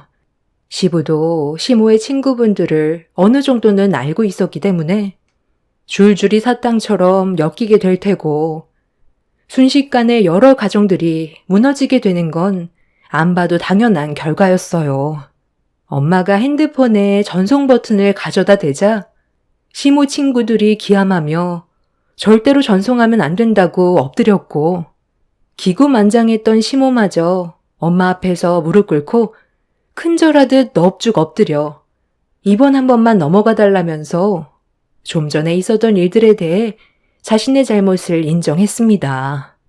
엄마는 남자분들에게 당장 나가라고 소리를 질렀고 남편이 모두 밖으로 내쫓아 버렸어요. 그런데 그 순간 밖으로 엄마가 나가는 사람들한테 잠깐 눈을 돌렸는데 시모가 그때를 놓치지 않고 벌떡 일어나 엄마의 핸드폰을 가로채 버렸습니다. 시모는 엄마가 원하는 대로 안 될 거라면서 핸드폰에 있던 사진과 영상들을 지우기 위해 집 안으로 도망을 쳤는데, 엄마가 시모와 싸울 때 쟁반에 담겨있던 음식들이 바닥에 떨어진 걸 미처 보지 못했는지 현관문 앞에서 철버덕 소리와 함께 대자로 넘어져 버렸습니다. 그리고 뒤이어 핸드폰에서 효과음이 들렸고 넘어진 시모가 핸드폰을 들어 천천히 확인을 했는데 시모가 시부에게 좀 전에 충격적인 상황들이 담겨있던 사진과 영상을 전송해 버렸습니다. 시모는 비명을 질렀고 시모 친구들 또한 비명을 지르면서 집안은 아수라장이 되어 버렸습니다. 시부는 저희 엄마 핸드폰 번호로 전송된 사진과 영상을 확인했는지 바로 전화가 오기 시작했어요. 시모와 친구분들은 다들 그 자리에서 벗어나려고 짐을 챙겨 밖으로 나갔지만 시모는 남편한테 붙잡혀 버렸습니다. 시모의 실수로 인해 벌어진 일이기 때문에 누구를 탓할 수도 없는 상황이었어요. 이 문제로 시부는 출장 도중 집으로 오게 되셨고 결국 쑥대밭이 되어 버렸습니다. 시모는 그 자리에서 쫓겨났어요. 그리고 시부는 시모 지인분들과 통화를 하면서 이 사태에 대해 대화를 이어나가셨죠. 온 집안들이 난리가 나게 되었고 시부는 현재 평창동 집을 처분하려고 내놓았고 다시 아파트로 들어가셨습니다. 시모는 집에 발도 들이지 못하는 상태세요. 이게 불과 한 달밖에 안 된 일입니다. 시부는 시모 뒤를 조사한 결과 단란주점에서 술집 남자들과 상당히 많은 시간들을 보냈다는 걸 알게 되었고 이 사실을 보수적인 시부는 절대 용서해주지 않을 생각인 것 같아요. 아마 이혼까지 가게 될 것 같습니다. 저희가 어떻게 해줄 수 있는 건 아무것도 없었어요. 본인이 이미 잘못을 저지르고 있었는데 엄마의 핸드폰을 뺏어서 증거물을 지우려다 자기 께에 넘어가게 된 꼴이었죠. 시모와 단란주점에서 일을 하던 친구분과 전화통화를 할 때 저와 엄마를 집에 보낸 뒤 새벽에 부르려 했는데 친구분과 대화가 잘 되지 않았는지 친구분은 시간을 착각하고 시댁에 일찍 온 거였어요. 그렇게 시부에게 용서를 구하는 시모를 보고 있는데 나이 먹고 할 짓이 없는지 너무 창피하더라고요. 이참에 잘 된 것 같아요. 집안에 박힌 돌을 빼내게 된 것 같이 속이 다 시원합니다. 본인이 저지른 대가 달게 받고 앞으로 남은 인생 자숙하면서 살았으면 좋겠어요. 시모가 떠나니 집안이 조용하게 평화가 찾아왔네요. 이 행복 오래가길 바랄 뿐입니다. 제 사연 들어주신 분들 감사합니다. 안녕하세요. 저는 서울에 살고 있는 40대 초반 여자입니다. 저번 주 주말에 시댁에서 가족들과 모임을 가진 적이 있었어요. 시모의 건강에 문제가 생겨서 앞으로 어떻게 해야 될지 의논을 하기 위해 한자리에 모였지만 남편과 저는 시댁에 별로 오고 싶은 마음은 없었습니다. 하지만 가족이라는 이유 하나 때문에 어쩔 수 없이 참석을 할 수밖에 없었어요. 시부는 시모가 병원에 입원하는 걸 원하고 있었지만 시모는 원하지 않았어요. 그 이유는 익숙한 곳이 아닌 낯선 환경에서 지내게 되는 걸 원하지 않았습니다. 심각해진 분위기 속에 갑자기 초인종 소리가 울렸고 인터폰을 확인해 보니 시동생과 이혼을 했던 동서가 할 말이 있다며 현관문을 두드리고 있었어요. 시동생은 법적으로 남이 됐으니 문을 열어주지 않아도 된다고 했지만 계속해서 현관문을 두드리는 소리에 시부가 자리에서 일어나 문을 열어주었습니다. 동서는 시부의 얼굴을 보자마자 무릎을 꿇었고 한 번만 기회를 달라며 손이 발이 되도록 빌며 오열을 했지만 시동생이 받아주지 않고 있었습니다. 심각해진 분위기는 작년에 있었던 일들을 다시 떠올리게 만들었어요. 시모는 저보다 항상 동서를 더 신경 쓰고 챙겨줬었는데요. 그 이유는 아이들 문제였어요. 동서는 아들, 딸을 낳았지만 저는 딸 하나 낳아 키우고 있었거든요. 둘째도 낳을 수는 있었지만 제 딸이 태어날 때부터 눈에 장애를 가지고 세상 밖으로 나와서 많은 보살핌이 필요해서 둘째 낳을 생각은 전혀 할 수가 없었죠. 시모는 제 딸이 장애를 가지게 된 게 전부 제 탓이라고 항상 저만 보면 불만을 털어놓았습니다. 아이의 몸에 문제가 생기게 된 것도 마음이 아픈데 시모까지 저만 보면 잡아먹으려고 달려드는 행동들에 상당한 스트레스를 받았었어요. 시모가 저를 무시하니 동서 또한 저를 막대해도 된다고 생각을 하고 있었습니다.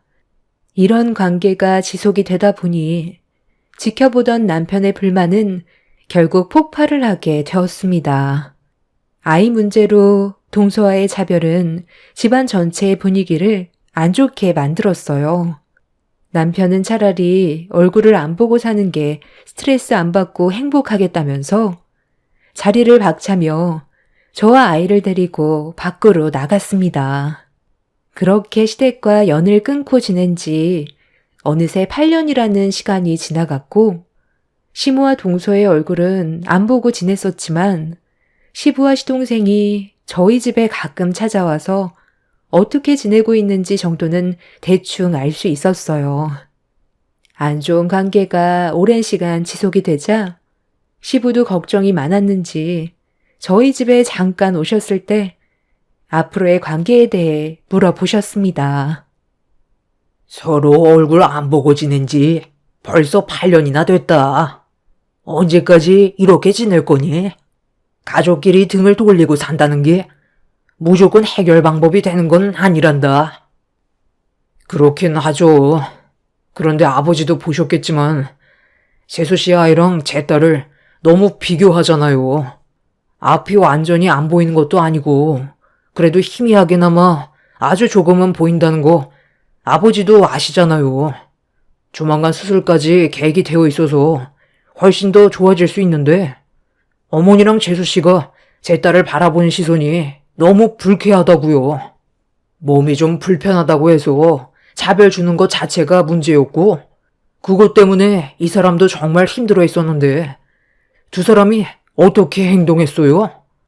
제 딸의 몸에 문제가 생긴 걸 이 사람 탓으로 돌렸잖아요. 저는 그런 모습들이 마음에 안 들었던 거예요. 그런데 지금 봐봐요. 8년의 시간이 지나는 동안 저희한테 연락 한 번 했어요? 문자 한 통도 안 왔어요. 그게 무슨 뜻인지 아버지도 모르는 건 아니잖아요. 그냥 얼굴 안 보고 지내겠다는 건데 저희가 왜 먼저 연락을 해야 되는지 모르겠어요. 아무튼 저희는 그때의 감정들이 아직까지 상처로 남아있고 가슴 깊이 멍이 들어있기 때문에 아직 얼굴을 마주하고 싶지 않아요. 저도 같은 의견이에요. 어차피 서로 좋지 않은 감정에서 얼굴 봐봤자 또다시 상처만 받고 돌아올 텐데 그럴 바엔 지금처럼 서로 얼굴 안 보는 게 속 편할 것 같아요. 시부는 고민이 많았는지 한참 동안 생각에 빠져 있었습니다. 집안의 가장으로서 이런 불화가 지속이 되는 걸 원치 않았던 시부는 감정의 골이 더 깊어지기 전에 하루빨리 해결을 하고 싶어 했어요. 가족끼리 등 돌리고 사는 게 좋지 않다는 걸 저 또한 알고는 있었지만 8년 전에 너무 큰 상처를 받았고 제가 먼저 다가갈 이유가 없었기 때문에 시모와 동서가 잘못을 인정하고 먼저 손을 내밀기 전까진 저희 부부는 움직이지 않을 생각이었습니다. 그렇게 시부와 짧은 시간 동안 대화를 나누게 되었지만 해결할 수 있는 방법은 찾지 못했었죠. 몇 달 뒤 오게 될 설 명절날 서로 함께 모여 좋게 풀어나가길 원했던 시부의 생각을 저희 부부가 모르는 건 아니었지만 원인 제공자인 시모와 동서가 움직이지 않는 한 저희가 먼저 시댁에 찾아갈 일은 없었습니다. 그리고 제 딸의 수술이 코앞이라 여러 가지 신경 쓰는 일이 만들고 싶지 않았어요. 그렇게 시부가 돌아가시고 몇 주 뒤 제 딸은 눈 수술을 하게 되었습니다. 반맹아라고 사물의 분간은 어느 정도 가능하나 생활을 할 수 있을 정도는 아니라서 저희 부부는 제 딸이 어느 정도 수술을 감당할 수 있을 나이대까지 기다리기로 했었어요. 담당 의사 또한 수술이 급한 건 맞지만 너무 어렸을 때 수술을 진행하는 것보단 시간을 두고 수술을 할 수 있을 정도의 체력과 여러 상황들을 고려해 좀 더 지켜보기로 했던 거였어요. 그리고 어느 정도 시기가 맞았을 때 제 딸의 눈 수술이 결정이 되었고 정말 다행이었던 건 성공적으로 수술이 끝이 나게 돼서 정상인들처럼 완벽하게 세상을 선명하게 볼 수는 없었지만 그래도 예전에는 보기 힘들었던 글씨 또한 읽어내려갈 수 있었습니다. 그리고 이 소식을 들었는지 8년 만에 처음으로 시모에게 먼저 전화가 왔어요. 고민 끝에 시모가 8년 만에 저에게 연락한 이유를 들어봐야 할 것 같아 통화 버튼을 눌렀습니다. 시모의 첫마디는 상당히 밝았었어요. 그동안 잘 지내고 있었니? 최근에 수술이 성공적으로 끝났다면서? 시간이 지날수록 시력이 좋아진다던데 그동안 마음고생 많았겠네. 이제 설 명절도 얼마 남지 않았는데 너희 시아버지가 언제까지 연락 안 하고 지낼 거냐며 하도 난리를 쳐서 이번에 우리 손녀 얼굴도 좀 볼 겸 한번 들렸으면 좋겠다. 가봤자 어차피 안 좋은 말만 듣게 될 텐데 상처되는 말 들을 바엔 안 가는 게 좋을 것 같아요. 그리고 어머님은 지금 저희 가족한테 미안한 마음에 내켜서 전화한 건 아니잖아요. 아버님이 화내셔서 억지로 어쩔 수 없이 전화하신 걸 텐데 가봤자 저희가 얻을 수 있는 건 없을 것 같아서요.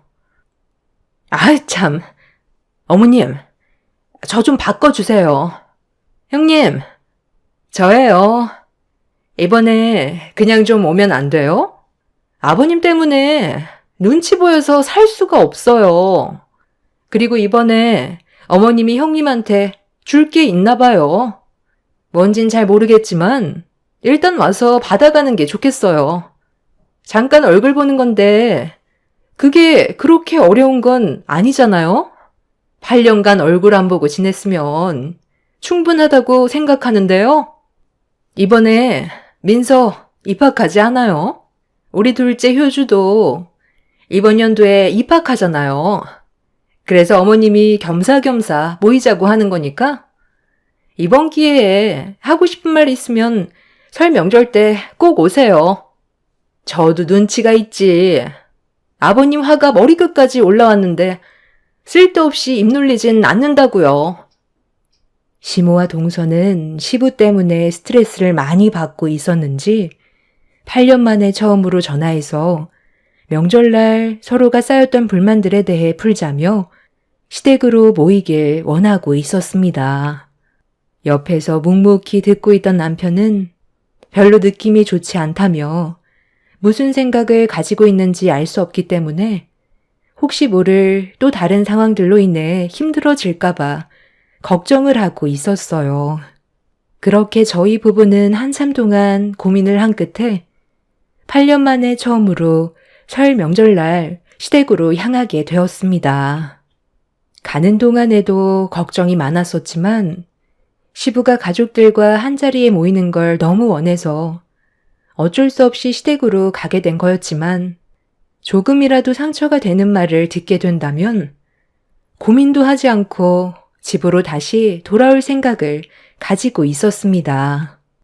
그렇게 8년 만에 시댁에 발을 들인 순간 시부와 시동생은 밝은 얼굴로 저희 가족을 반겨주었어요.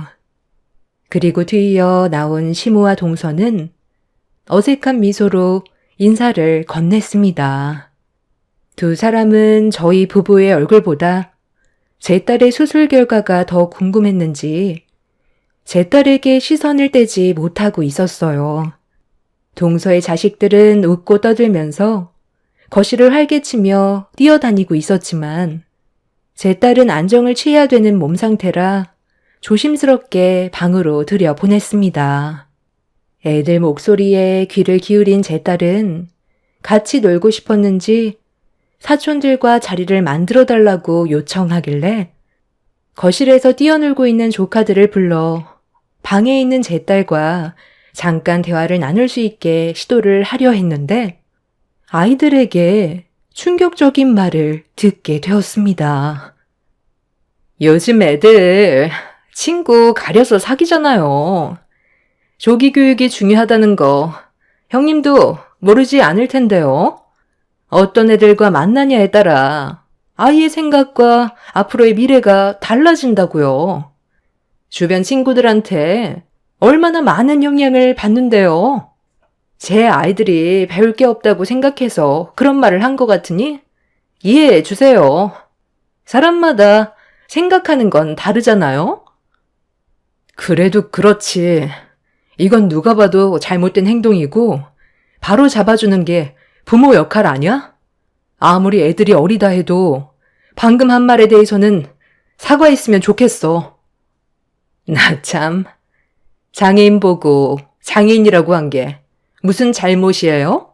장애인들이 노는 무리가 따로 있는데 정상인들과 섞이고 싶어 한다는 것 자체가 문제인 거죠. 정상인들이 왜 장애를 가진 사람들 때문에 피해를 봐야 되는 건데요? 방금도 보세요. 우리 애들 잘 놀고 있었는데 앞이 안 보여서 방에 들어갔으면 그냥 얌전히 있으면 되지. 귀는 또 왜 이렇게 밝아서 우리 애들 노는데 끼고 싶어가지고 불러달라고 하면 우리 애들이 같이 놀아줘야 되는 거예요? 제가 뭔데 우리 애들한테 오라가라 하는 건데요.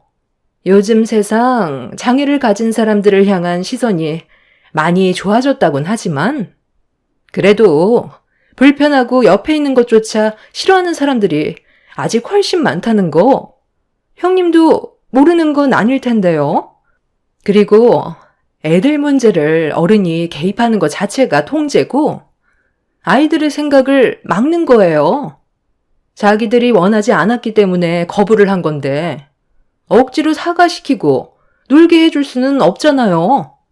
아이들의 의견도 존중을 해줘야죠. 장애가 있으니까 장애인이라고 한 건데 그게 뭐가 문제인지 모르겠네요. 8년 만에 보는 얼굴이면 그냥 좋게 대충 넘어가면 되는 거지. 꼭 그렇게 콕 집어서 걸고 넘어져야 속이 후련하세요?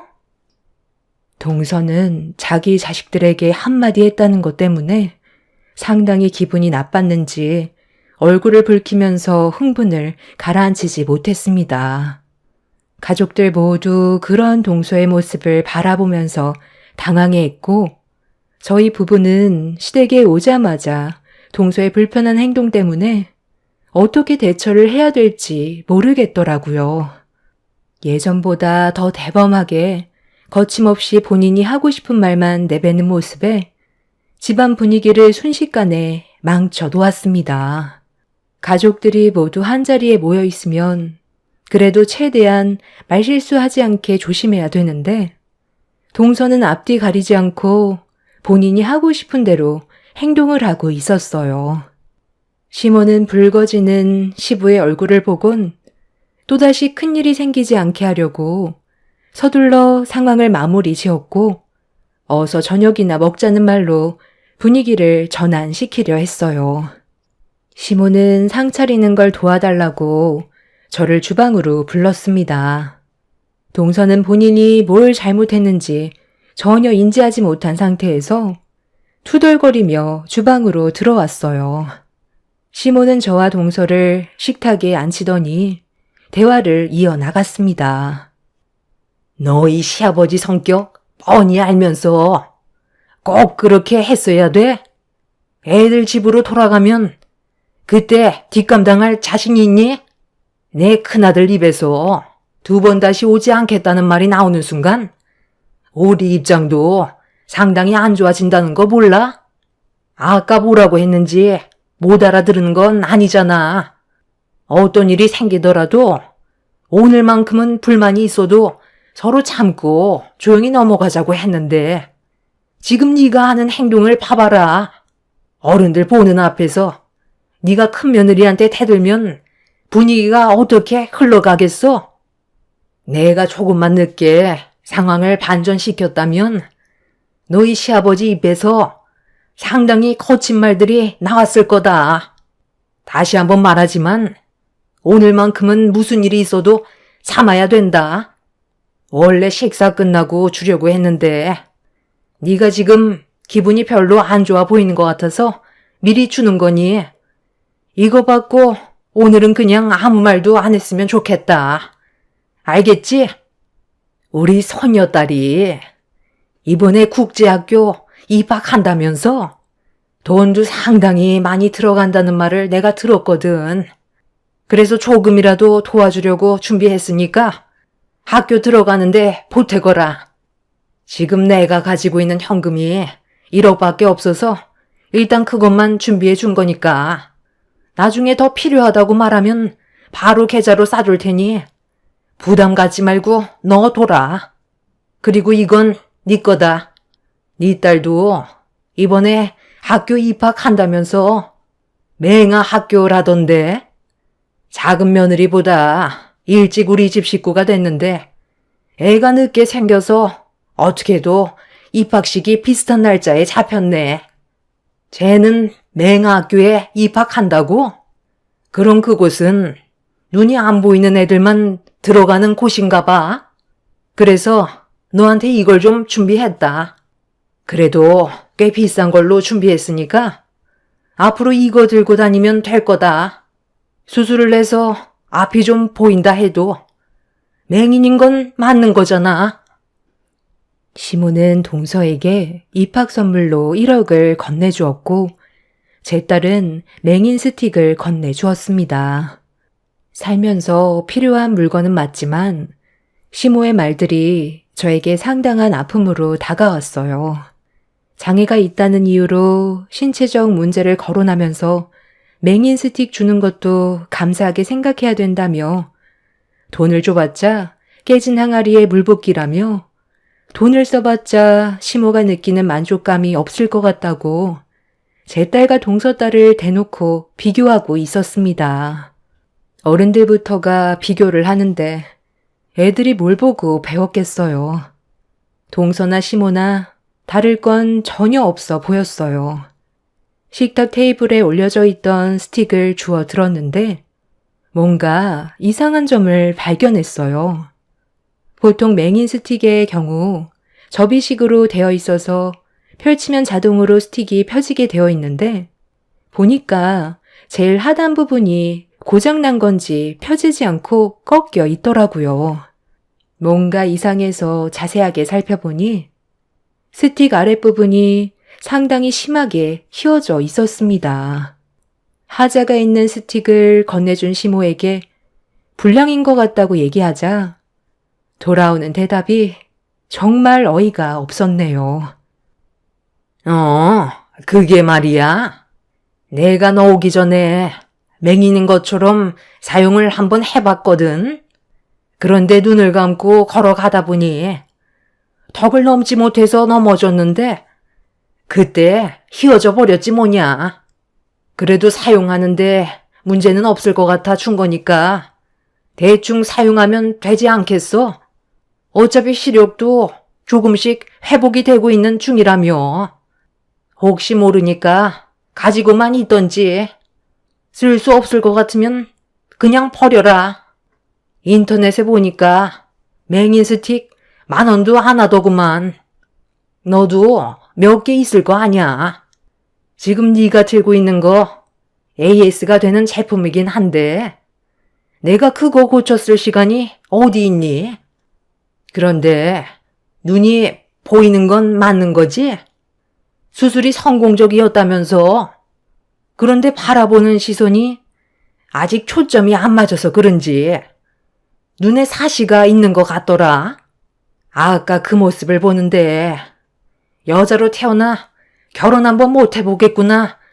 그 생각이 먼저 들더라고. 맹인들은 맹인들끼리 결혼하니?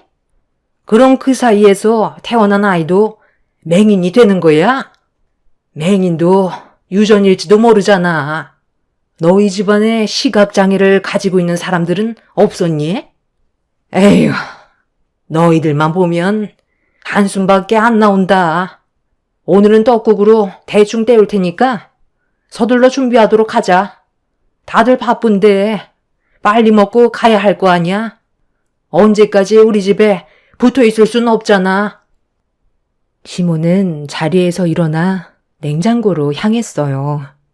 시모의 한마디 한마디가 저에게 엄청난 상처로 가슴에 박히는데 제가 왜 이런 말을 듣고 있어야 되나 싶더라고요.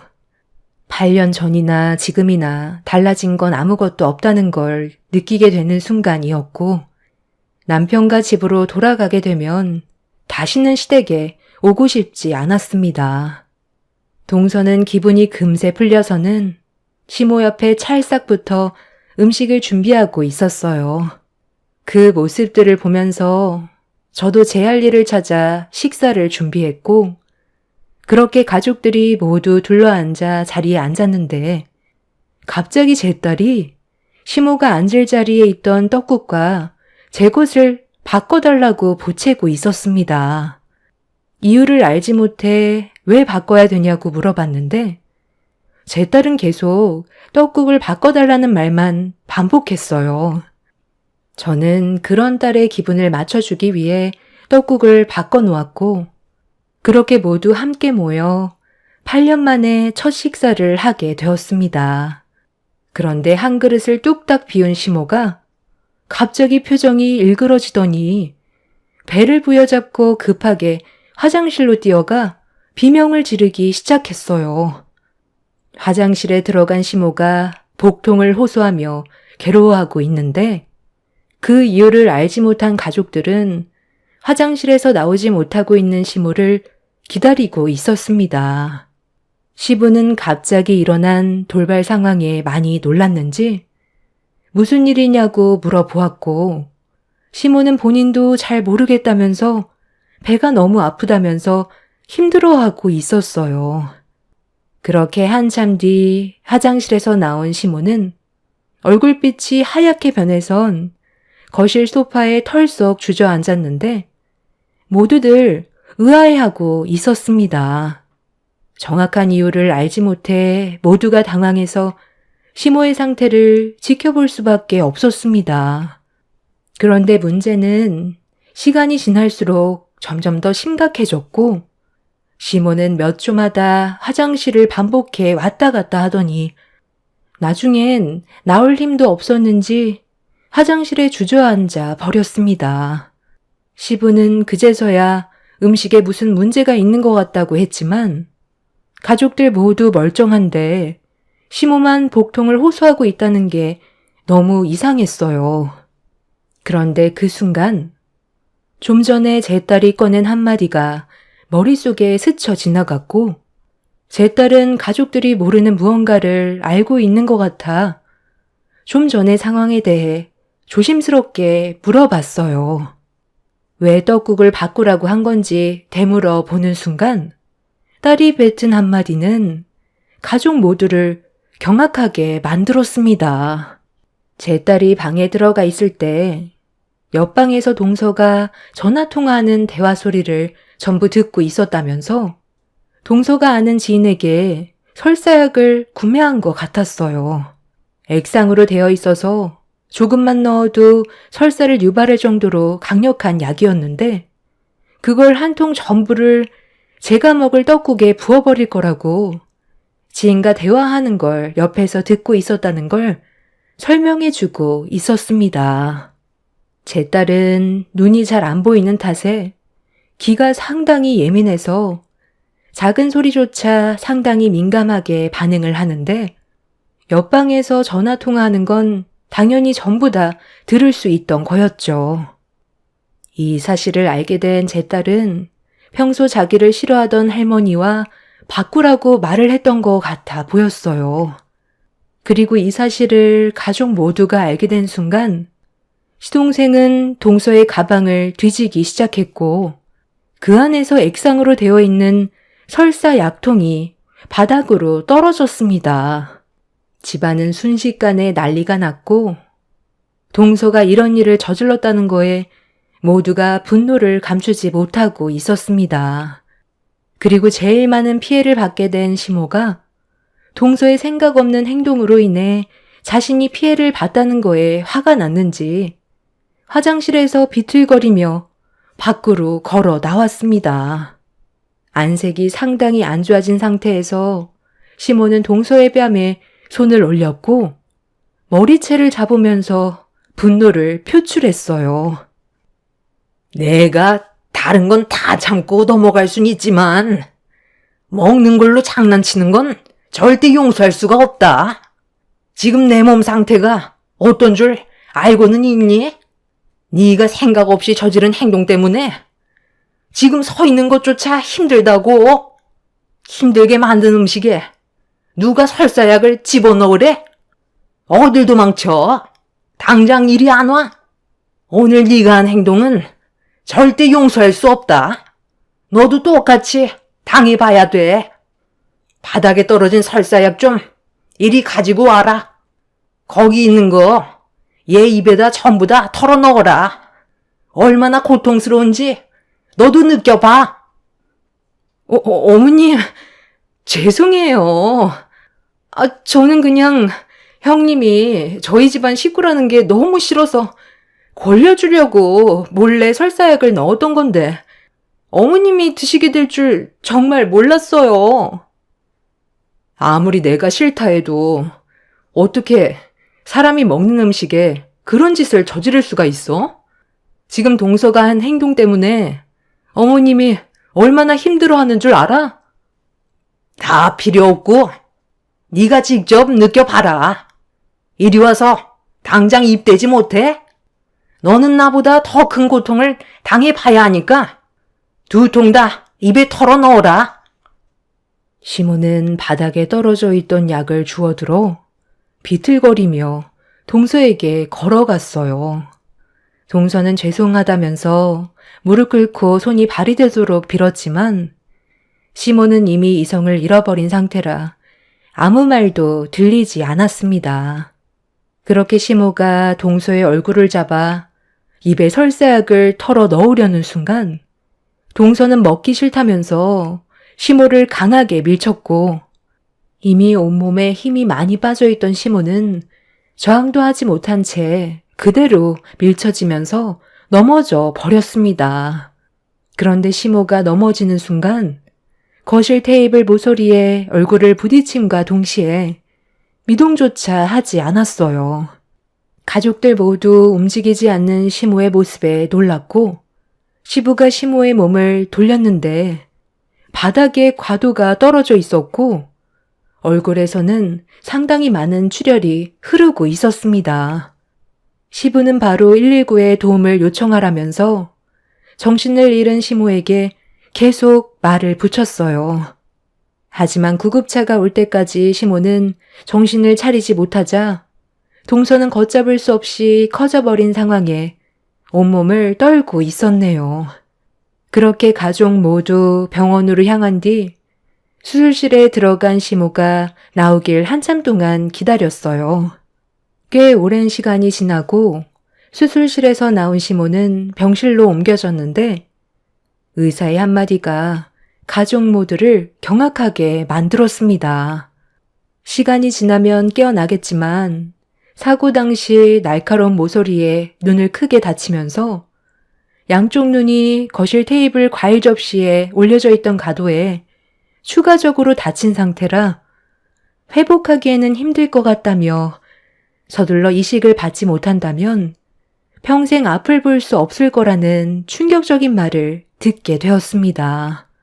동서는 그 자리에 주저앉아 버렸고 시동생은 그 말을 듣자마자 동서의 멱살을 잡아 일으켜 세운 뒤 병실에서 난리를 치기 시작했어요. 남편은 상황이 진정이 될 때까지 오지 않는 게 좋을 것 같다면서 시동생이 난리치지 못하게 말린 뒤 동서를 돌려보냈습니다.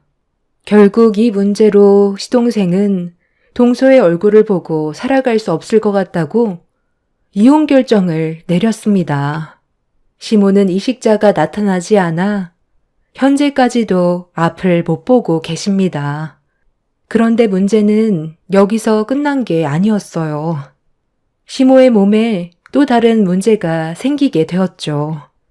위에 암이 생겨서 병원에 입원해 항암 치료를 받아야 되는데 앞이 보이지 않는 상태에서 삶의 의욕이 떨어져 버린 상태인 시모는 병원에 가는 걸 거부하고 있었습니다. 그리고 이 소식을 접하게 된 동서가 시댁으로 찾아와 자기가 시모를 모시겠다며 용서를 구하고 있습니다. 시동생이 거부해서 조카들의 얼굴도 못 보고 있는 상태라 동서는 다시 제자리로 돌아오기 위해 발버둥을 치고 있지만 이미 너무 큰일이 벌어져서 시댁 식구들은 동서를 받아주지 않고 있어요. 엎질러진 물을 주워 담을 수 없듯이 동서의 잘못은 돌이킬 수 없는 결과를 가져왔기 때문에 시댁 식구들은 동서를 받아주지 않을 겁니다.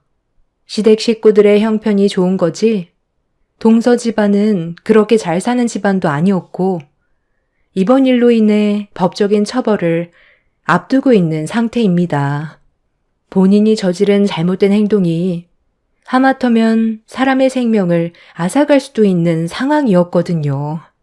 저는 동서만 잘못이 있다고 생각하지 않아요.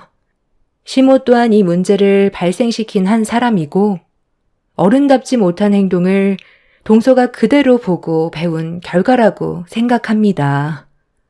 항암 치료를 받지 않겠다면 시모의 길은 하나밖에 없겠죠. 세상을 등지게 되실 테고 이식받을 기회조차 사라질 텐데 이미 심각한 우울증에 시달리고 있어서 그런지 살겠다는 의욕이 전부 사라져 버렸습니다. 두 사람의 불행은 본인들이 만들었다고 생각해요. 눈앞에 보이는 현실만 처리하고 싶은 동서나 본인의 삶을 한탄만 하고 있는 시모가 제가 봤을 때 둘 다 거기서 거기 같아요. 남편과 저는 병원에 가지 않겠다는 시모의 결정을 존중해 주기로 했어요. 본인의 삶을 남이 살아주지는 않잖아요. 남편은 제 딸한테도 신경을 많이 써야 한다면서 당분간 시댁에 가지 않겠다고 시부에게 말씀드렸습니다. 얼마나 시모와 동서에게 질렸으면 두 눈이 먼 시모의 암 소식에도 등을 돌리려 하겠어요. 이래서 사람은 마음을 곱게 써야 한다는 걸 이번 일을 통해 느끼게 되었어요. 제 사연을 들어주시는 여러분들께서도 언제나 좋은 마음으로 인간관계를 유지하시길 바랍니다. 감사합니다.